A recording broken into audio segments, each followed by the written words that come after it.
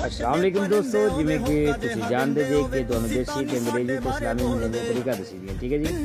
ते उस हिसाब दे नाल अज दी जंतरी दस्सण तो पहले तुहानूं इस तरह लिखिआ होंदा है अपना सनाने कि साथों पहचान नहीं हुंदा, साथों पहचान नहीं हुंदा, हर बंदा बेईमान नहीं हुंदा, कोई क़यामत आई होनी इवें समान लाल नहीं हुंदा, उत्थों रब अता करदा जिथों वहम गुमान नहीं हुंदा, जिथों कदे गुमान नहीं हुंदा। ए जेड़ा सड़िया जावे इस दुख दा दरमान नहीं हुंदा, रखे ना जेड़ा हथ सरां ते, रखे ना जेड़ा हथ सरां ते, पिंड दा ओ प्रधान नहीं हुंदा, पिंड दा ओ प्रधान नहीं हुंदा।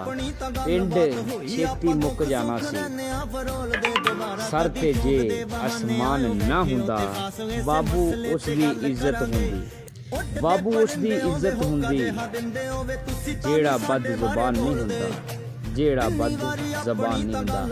वीडियो तुहानूं दसनी अज दी जंतरी 28 जेठ दी 2082 विक्रमी, ठीक है जी।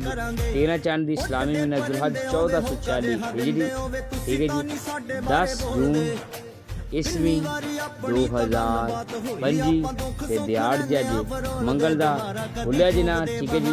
अल्लाह तुहानूं खुश रखे, अपने इज्जत मान दे विच रखे जी, ठीक है जी। हुण सानूं जो इजाजत मिलनी है तुहानूं अगली वीडियो ते। अल्लाह निगहबान।